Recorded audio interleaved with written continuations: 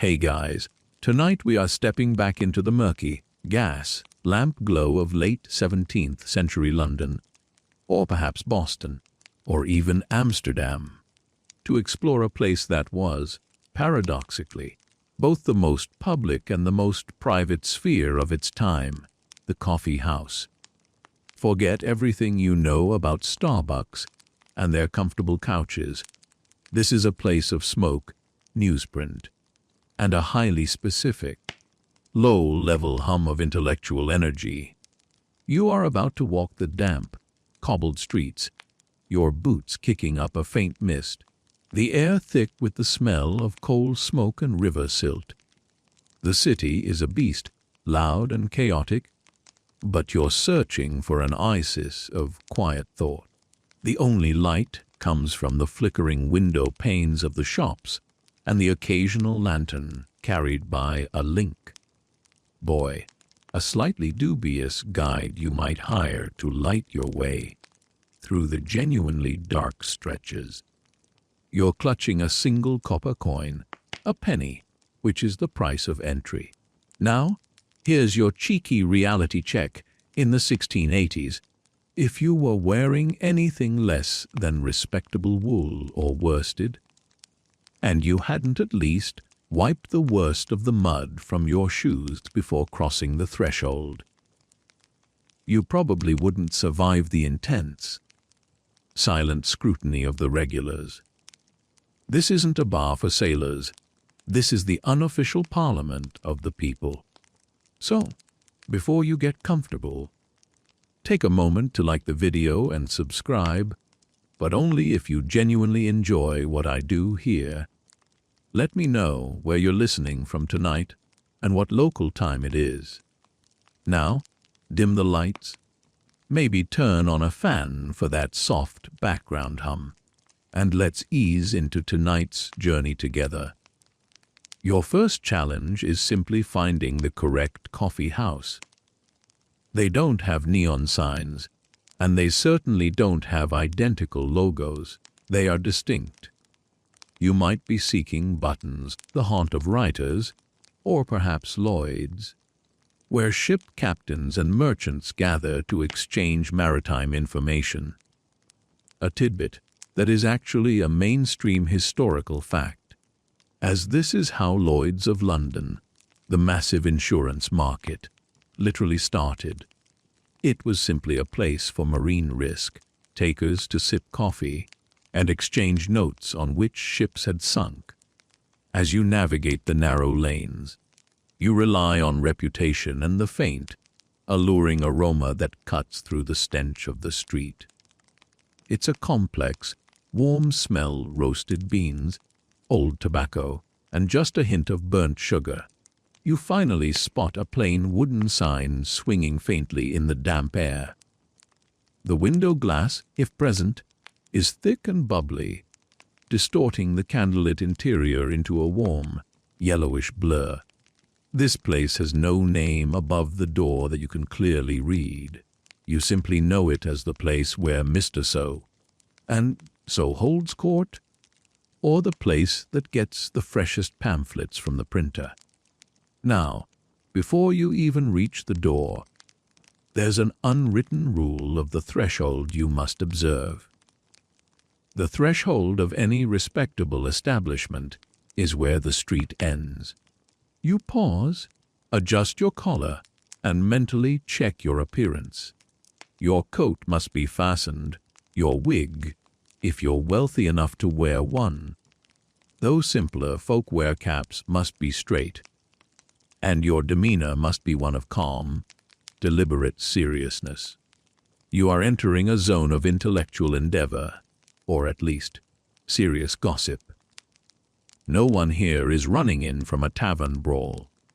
The door itself is heavy oak, often slightly ajar to let out the steam and let in the light, but you push it slowly, announcing your presence with a gentle scrape of your shoe on the floorboards. The rule for entry is subtle. Don't look directly at anyone immediately. Instead, your eyes should go to the main counter, the bar where the proprietor, usually a stout woman or a brisk man in a clean apron, is supervising the brewing and the washing. You are a neutral party entering a complex ecosystem, and the key is non-confrontation. The very first rule you encounter is one of dress and decorum. This is where the subtle humor of the age comes in. If you were a gentleman, your sword, which you absolutely wear, even though you likely only use it to cut cheese, must be sheathed and tucked out of the way. No one is expected to check their weapons at the door, but you are absolutely expected not to trip anyone with your scabbard. It's a low, key disarmament agreement. We are all armed, but we are also all here to read the news, so let's be mature about it. The floor is likely bare wood, scattered with sawdust or sand to absorb the constant drips and spills. Look around you. The room is hazy with smoke, but it is not entirely dark. Candles sit on every table, casting a shifting, low light. The furniture is Spartan. Long wooden benches against the walls and small, three-legged tables, tripods, they were sometimes called, that are easy to move and group. You are expected to choose a seat with purpose. There's a quirky or fringe tidbit of the 17th-century coffee house that you must absorb immediately: the presence of the dumb waiter. Rule, not a mechanical device, but the unwritten law that the person in the closest seat to the fireplace or the window is responsible for opening and closing it to regulate the temperature for the whole room. This is your first opportunity to be helpful and gain subtle social credit. If you're near the window and you see someone shiver, you get up and adjust the latch without a word. It's an unspoken social contract, a silent communication of shared space. I can just picture you gently nudging open a pane of glass and trying not to inhale a century's worth of cold dust. You find an empty spot on a long bench, next to a man deeply engrossed in a printed broadsheet, its pages already slightly dog-eared and stained with coffee rings. You slide onto the bench, keeping your movements minimal. The rule of the bench is simple: you only take the space you need. Elbows in, hips tucked. Think of it like a very crowded, very serious bus ride, except everyone is wearing a slightly dusty velvet jacket. Your mind might wander to the actual brewing process. Historians still argue whether the coffee consumed in these early houses was truly dark, roasted, or a lighter, more bitter brew. Was it Turkish style, thick with grounds, or filtered through a rough cloth, a precursor to the French press? The consistency and taste varied wildly depending on the house. The quality of the imported beans, a luxury item, and the skill of the staff. For your sake, let's imagine it's a deep, rich, slightly spicy brew. The kind that promises to keep you awake and focused, even though we are using this story to do the exact opposite. But you've only sat down. You haven't paid yet. The entry fee, the penny, is what you must produce next. This is the great equalizer of the coffee house. Everyone, from the lowest clerk to the richest duke, pays the same penny to get in. It is this fixed, low fee that gives the coffee house its democratic edge and allows for the mixing of classes and professions. It is the core rule that sustains the entire ecosystem. You reach into your pocket, feeling the cold, smooth copper. You are about to buy not just a seat, but the right to listen and the right to speak. And that, in 17th-century London, is a bargain at any price. You catch the eye of the proprietor, a kind of silent acknowledgement. The transaction itself is part of the ritual. You don't shout or wave your arms. You simply hold up the coin as you settle in, and someone, either the proprietor or a young apprentice, will come by to collect it and perhaps take your order for a cup of the hot black gold. The entire process is designed to be calm, efficient, and above all, quiet. After all, the whole point is to stimulate the mind, not rattle the ears. You are now officially a part of the house, a legitimate member of the congregation, and the hum of conversation, the rustle of papers, and the gentle clatter of porcelain begins to envelop you. The fog of the city is left outside, replaced by the warm, smoky fog of social lubrication. You're settling in for the long haul, and the rules are just beginning. You've paid your penny, and now you have earned your place among the murmuring, steaming assembly. The next, and perhaps most critical, step is the quiet ritual of ordering and securing your table space. You don't simply shout for service. The rules here are about subtlety and patience. The apprentice, often a boy no older than 12, known sometimes as a runner or drawer, is constantly circling the room, holding a small pewter pot and perhaps a tray of fresh clay pipes. When the runner approaches your area, you indicate your order with a slight nod or a barely perceptible lift of the hand. You are ordering a single cup of coffee, of course, because that is what the penny technically bought you: access and a drink. You might, if you are feeling extravagant, order a small piece of toast or a pat of butter, but the coffee is the main event. The runner returns with a porcelain cup, small and handle, less, often imported from China or a Dutch imitation, sitting in a saucer. This saucer is key, as you'll notice many of the regulars pouring the scalding liquid directly into it to cool it down faster. It's a very polite, non-verbal way of saying, "I'm too serious to wait for my caffeine." Now observe the rule of the table sharing. The small tripod tables are not yours alone. They are communal spaces leased for the duration of your stay. If you arrive and there is only a partially occupied table, you are expected to ask permission to sit, but not in a loud, disruptive way. You simply hover politely, making eye contact with the current occupant, and offer a slight, deferential bow or nod. The occupant, perhaps a gentleman tracing the route of the latest shipment of tobacco on a rough map, will grant permission with an equally quiet nod. There is no need for conversation. You sit, place your coffee carefully, and immediately turn your attention to the newspapers or pamphlets available. This is a mainstream historical fact. The entire purpose of the coffee house was to facilitate the sharing of information, making the coffee secondary to the conversation and the printed word. The table itself often has several objects scattered upon it that you are now welcome to examine.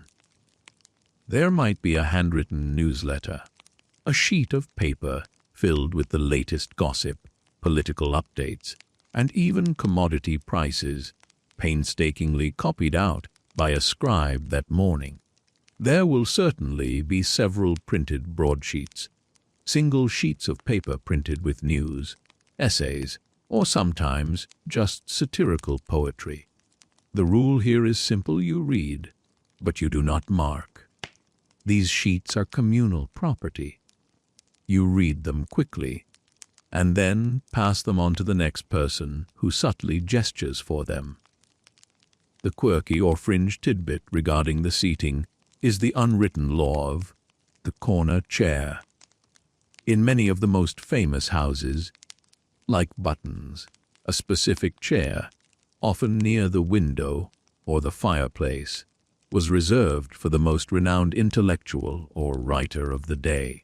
If you a humble merchant or clerk were to sit in that chair, the silence in the room would become instantly thick. No one would say anything, but you would feel the collective, heavy disapproval of the room. It's a silent trial by social fire. You'd probably make up an excuse to leave within 5 minutes, your confidence utterly ruined. It's an interesting example of status being maintained through quiet spatial rules rather than loud declarations. Speaking of quiet, the general rule of sound is paramount. You are expected to keep your voice low.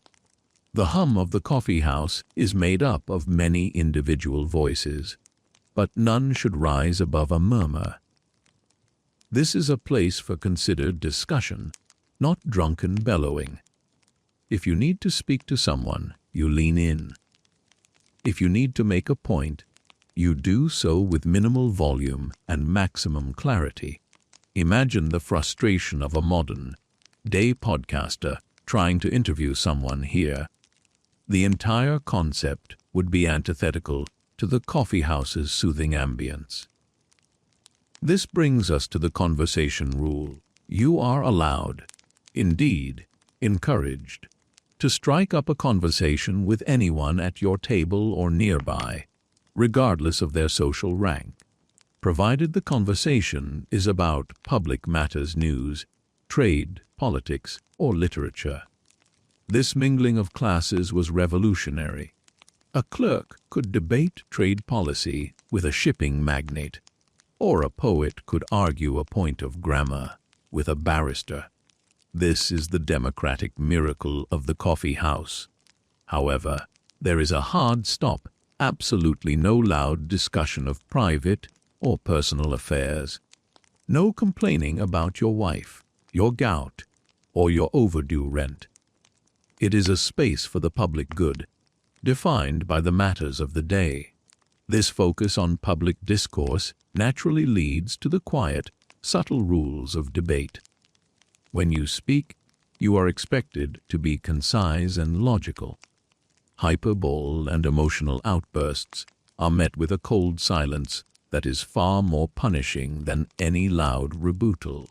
If you are challenged on a point, say, you claim that the new East India Company fleet will return by Christmas. You must be ready to back it up with a fact you read in a pamphlet or heard from a credible source. If you are wrong, you don't apologize. You simply concede the point with a small, dignified nod and let the discussion glide forward. Historians still argue whether the coffee houses were truly centers of radical political dissent or simply sophisticated gossip venues for the emerging merchant class. Were they plotting revolutions or just discussing the price of sugar? The answer, like the coffee, is probably a blend. They were a place where ideas could be safely aired and circulated before they became dangerous. The subtle policing of these rules ensured that the discourse remained intellectual enough to avoid the direct attention of the Crown's censors.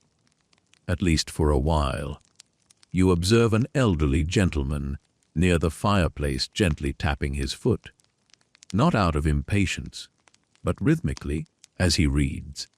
It's a low, key, almost imperceptible way of marking time in a space where time seems to slow down.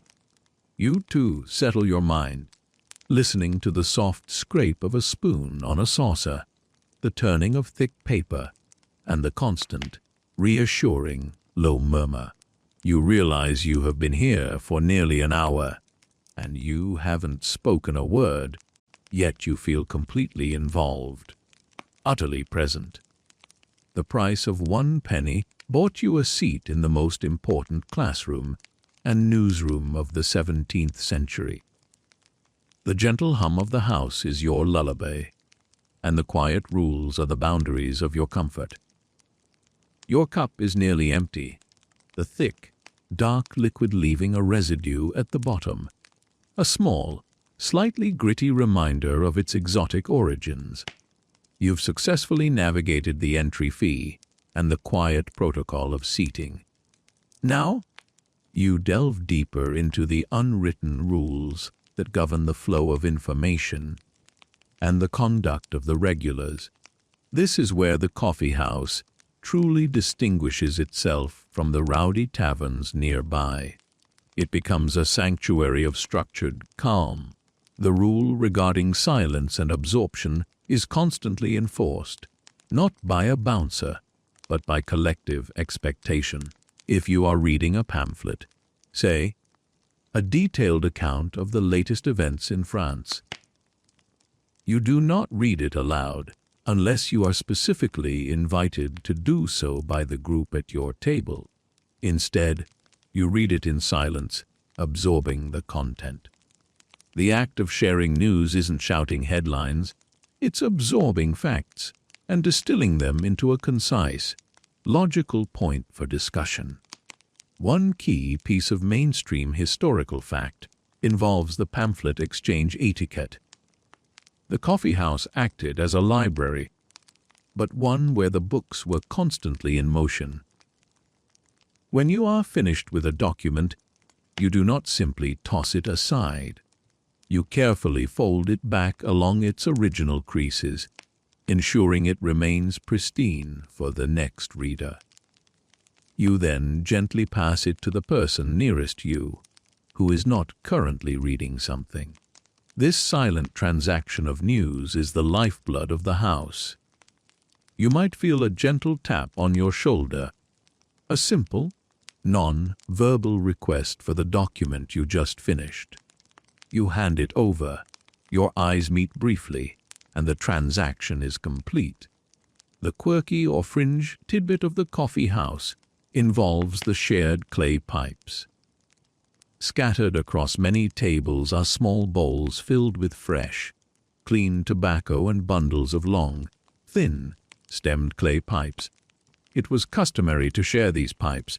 You didn't buy your own. You paid a small fee to use a communal pipe, which was then ostensibly cleaned and used by the next person. Imagine that today sharing a damp, tobacco-stained straw with dozens of strangers. But here, it's a sign of trust and communal economy. When you are finished, you do not simply set the pipe down. You snap off the mouth end, the piece that was in your mouth, and leave the remaining stem for the runner to collect. This is a subtle act of hygiene and common courtesy. A small, satisfying snap that is one of the few sharp sounds allowed in the space. You feel the faint, sweet warmth of the tobacco smoke curling up around your ears, another layer in the gentle sensory blanket of the house. This communal atmosphere naturally leads to the rules of gossip and slander. While high-level political debate is encouraged, personal attacks, baseless rumors, and vulgar language are strictly forbidden.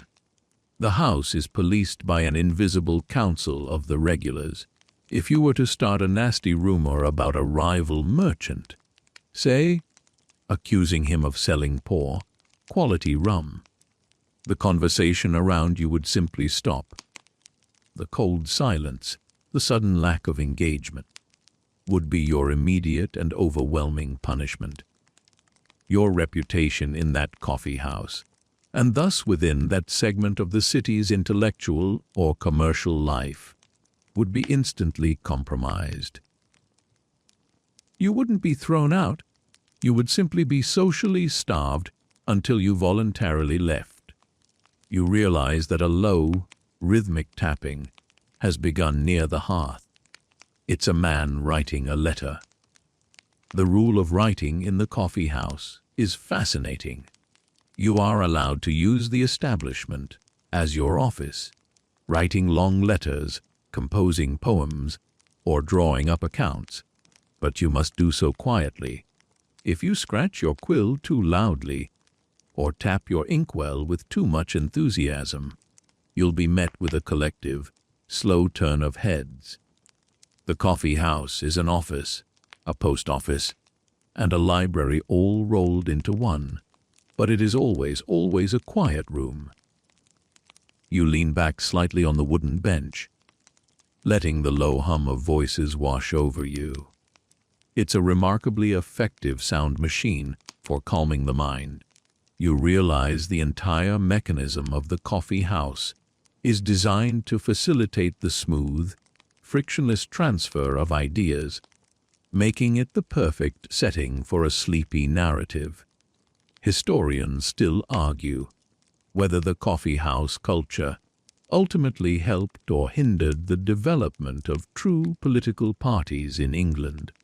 Did the ease of communication allow for a dangerous, unified opposition to grow, or did the endless debate simply serve as a safe pressure release valve for dissent, allowing people to vent their opinions without taking action? It's a debate as rich and complex as the coffee itself. You reach for the small sugar bowl on your table. Even the act of sweetening your coffee has a small rule attached to it. You take only one piece of the brown, conical sugar, crumbling it carefully into your cup. Sugar is still relatively expensive, and waste is frowned upon. This tiny act of self-control is another small nod to the collective economy of the house. You savor the slightly bitter, slightly sweet flavor, letting the warmth spread. The day's anxieties are slowly being replaced by the steady rhythm of 100 quiet minds at work.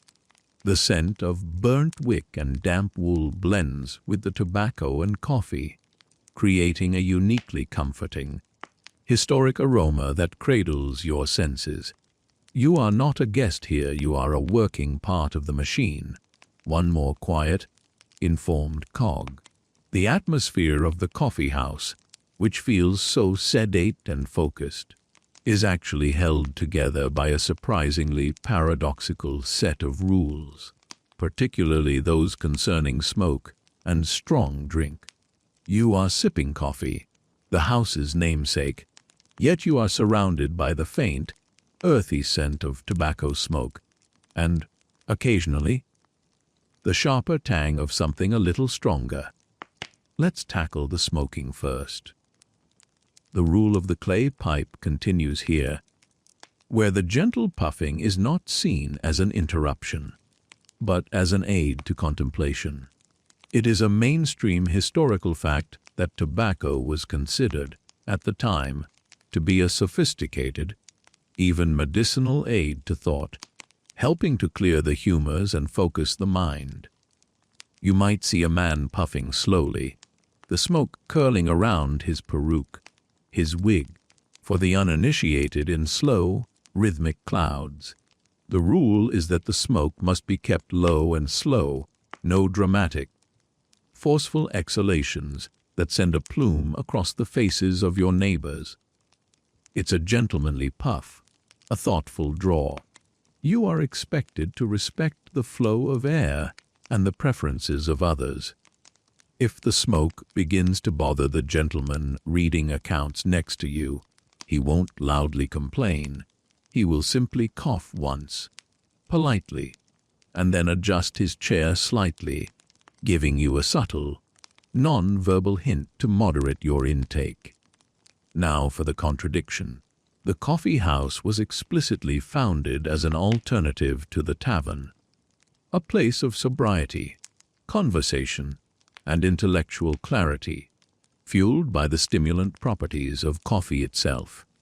Yet, depending on the house, you could, and often did, order a small amount of alcohol. This is a crucial, quirky or fringe tidbit. Many houses served coffee with a stick, or a small glass of wine, brandy, or even gin discreetly slipped under the table. The rule here is one of appearance. You may consume it, but you must do so quietly and slowly, ensuring that your behavior remains sober. The entire goal is to keep the intellectual veneer intact. You are not here to get drunk. You are here to lubricate your thoughts. If you were to start slurring your words or attempting to sing a sea shanty, the collective silence would once again descend upon you, and this time the runner might be asked to discreetly suggest you retire for the evening. The coffee house is where gentlemen go to feel smart, not tipsy. This dual allowance for both tobacco and controlled alcohol consumption highlights the house's role as a place of controlled freedom. Freedom of thought and expression is encouraged, but only within the bounds of social decorum. The rules aren't meant to punish. They're meant to maintain the calm hum that drew you in from the noisy streets in the first place. The most potent rules, however, are those governing politics and dissent. The coffee house is the center of the political universe, yet speaking too openly can land you in serious trouble. The rule is to speak in code, in metaphor, or to use phrases that only the educated elite would grasp. You don't say, "The king is an idiot." You might say, "I find the recent royal decree on the importation of foreign silks to be philosophically unsound, and perhaps economically short-sighted." It's a rule of linguistic elegance. The smarter you sound, the safer you usually are from the potential spies, the informers, who might be lurking at a nearby table, pretending to read a pamphlet. You must remember the rule of paid silence if you are an informer yourself. If you are there to report back to the king's men, you are expected to blend in, to maintain the quiet, and to never reveal your true purpose until you step back out onto the foggy street. The coffee house protects its own privacy, even from its abusers. A man at a neighboring table stands up, a major violation of the quiet seating rule. But he does so slowly and deliberately. He is conducting a reading. This is allowed under the specific rule of public address. But it is strictly moderated by the proprietor. He might be reading a newly published poem or a serious essay on the nature of liberty. The rule for the audience is simple, absolute, uninterrupted silence. No clapping, no cheering, and certainly no jeering. Your response must be quiet absorption, followed by considered, low-volume critique. The highest compliment you can pay the reader is to immediately engage with his ideas in a serious, non-personal debate afterward. This ritual elevates the house from a mere gathering place into a true academy of ideas. Historians still argue whether the coffee house's rigid, self-policed rules of conduct were truly a sign of emerging middle-class self-governance, or if they were merely a performance, a way for upwardly mobile clerks and merchants to mimic the sophisticated manners of the aristocracy they both envied and despised. Were these rules an expression of liberty, or just a new kind of social prison? As you listen to the calm, ordered debate around you, the gentle clicking of a quill pen, and the soft sigh of the chimney drawing smoke, you can feel how the order itself is the most relaxing element. It is a predictable space in an unpredictable city. You finish your cup, savoring the warmth in your hands. You have now witnessed and participated in the key rituals of the coffee house. The financial entry, the spatial deference, the silent exchange of information, and the controlled consumption of stimulants.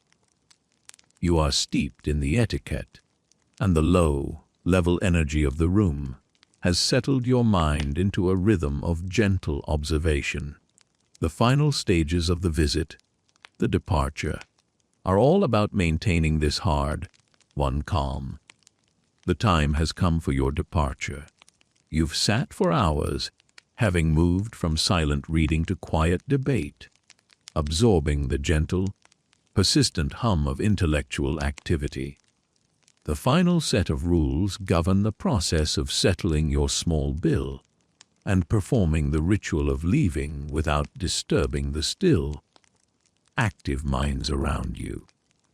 The rule for the bill is wonderfully simple: no calling for the total. You don't raise your hand or loudly summon the proprietor. Instead, you wait for the runner, the young drawer, to pass near your table. When he does, you make a subtle gesture, a slight inclination of the head, and a gentle tapping of your finger on the empty saucer. This is the universal sign for "I am ready to settle up."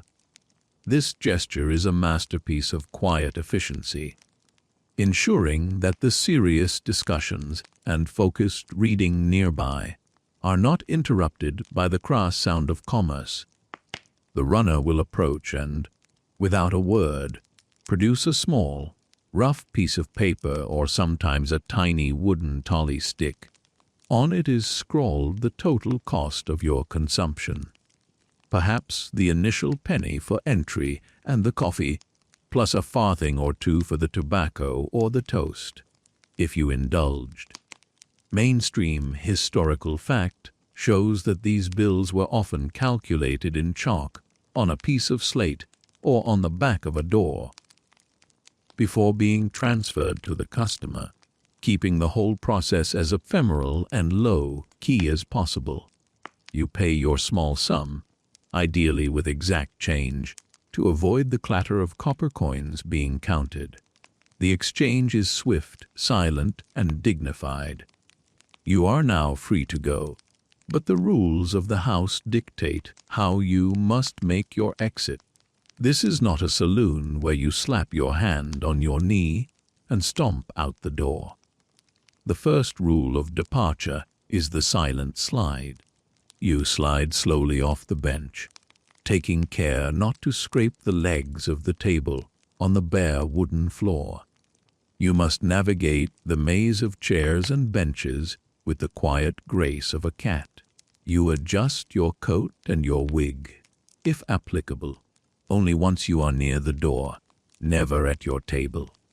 The less attention you draw to your departure, the more you respect the ongoing intellectual labors of those you leave behind. You glance back once at the room. It's a familiar sight now: the smoky haze, the bobbing candlelight, the intense faces bent over pamphlets. You might offer a small, almost imperceptible nod to the proprietor, an acknowledgement of the service and the atmosphere, but there is no need for a lengthy verbal farewell. Now for a wonderfully quirky or fringe tidbit concerning the door latch. The door, as you remember, was heavy oak, often slightly ajar. You are expected to close it slowly and deliberately, ensuring the latch catches with a soft click rather than a harsh clack. This final act is your last service to the house, a promise that you will not let the noise and cold of the street intrude upon the quiet sanctity you are leaving. As you step out, the thick, damp air of the 17th-century street hits your face, perhaps carrying the scent of a passing coal cart or the distant cry of a street vendor. The difference in sound is immediate and shocking. The gentle, ordered hum of the coffee house is instantly replaced by the chaotic din of the city, a powerful reminder of the sanctuary you just left. You realize the true cost of the one-penny entry fee wasn't the coffee, it was the peace. Historians still argue whether the coffee houses, by concentrating information and dissent in urban centers, ultimately contributed to the rise of the modern press and the concept of public opinion, or if they merely became echo chambers for the elite to reinforce their own views. Either way, they laid the foundation for how we consume news and engage in public discourse today. a habit you've just participated in, even if it was 3 centuries late. You begin your slow trudge home through the flickering shadows, the rhythmic click of your own footsteps on the cobblestones, now the dominant sound. The intellectual stimulation has calmed, rather than agitated, your mind. The low-volume arguments about trade routes and new taxes feel miles away, replaced by the soothing image of the communal tobacco pipes and the silent, respectful nods exchanged between strangers. The city is quieting down now. The sounds fade, the distant shouts diminish. You walk under the waning moon, thinking of the quiet rules that allowed so many different people to share the same small, warm room without conflict. The coffee house is closing its doors now, the last runner sweeping the sand on the floor to clear the debris of the day, preparing it for the serious, quiet business of tomorrow. The lights dim one by one, and the house settles into its own gentle silence. The warmth of the coffee is fading, and a deep, comforting tiredness is setting in. The sounds of the street are muffled, distant. Your body feels heavier, your steps slower. You are carrying the stillness of the coffee house with you. The low, murmuring voices, the soft rustle of paper, the clink of a saucer.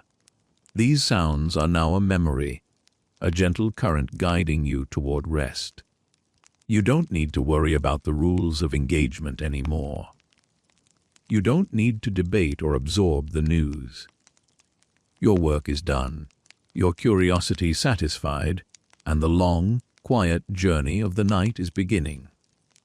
All that matters now is the steady, slow exhale of the world around you.